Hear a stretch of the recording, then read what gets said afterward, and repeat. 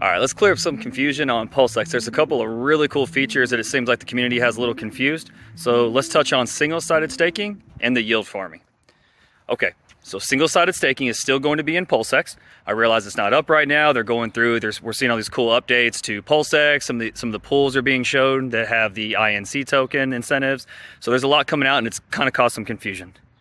So on single-sided staking, that's native to the PulseX platform and is still there.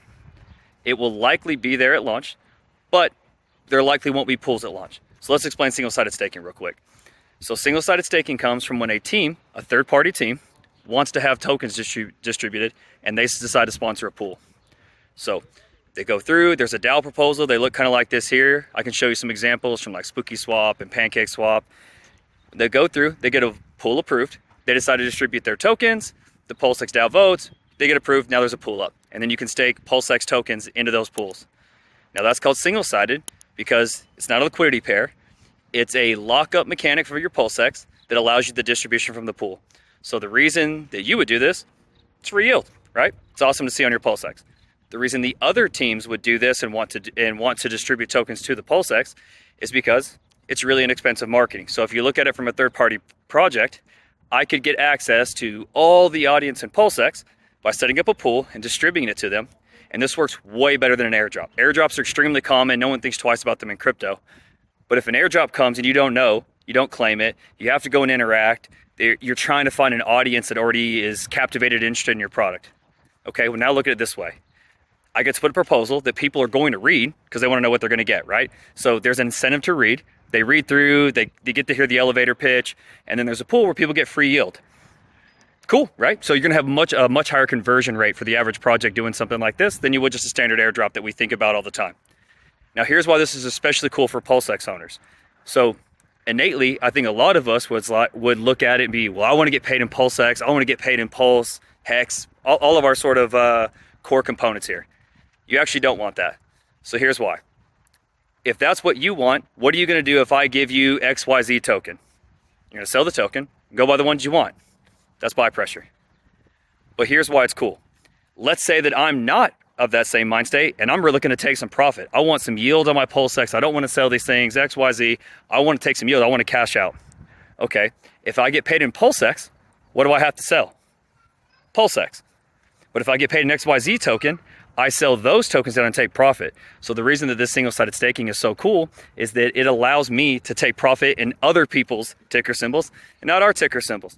I don't want you to sell down my ticker symbol when you take profit. I want you to sell down somebody else's ticker symbol when you make profit or take profit. So that's why the single-sided staking is so cool. That's how that mechanic works out. There's not risk to PulseX, just minor smart contract risk. And that's what single-sided staking is. So it comes from actually holding PLSX, staking in sponsored pools from third parties. Now, that has nothing to do with the INC token.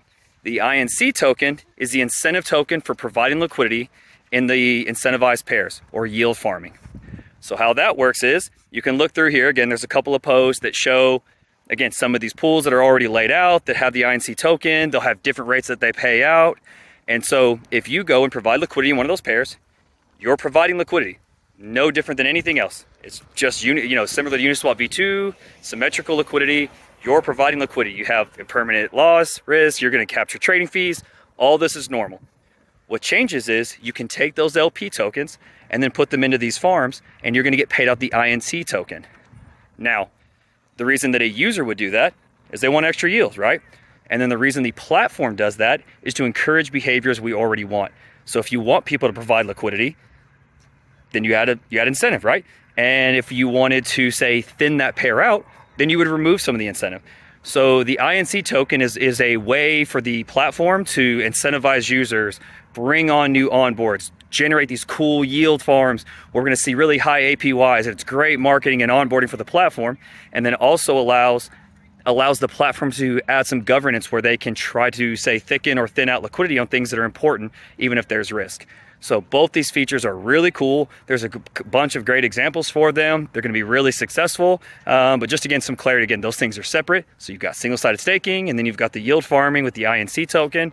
All of those features are going to be up and running when PulseX is live. It just takes a little time. They're going through some iterations and updating. So all those things are going to be out here and be viable. Just want to break down a couple features, and you guys get at me. Let me know if you have any questions, concerns, thoughts, emotional outbursts, and we'll break them down and go through and touch on them. So catch y'all later, community.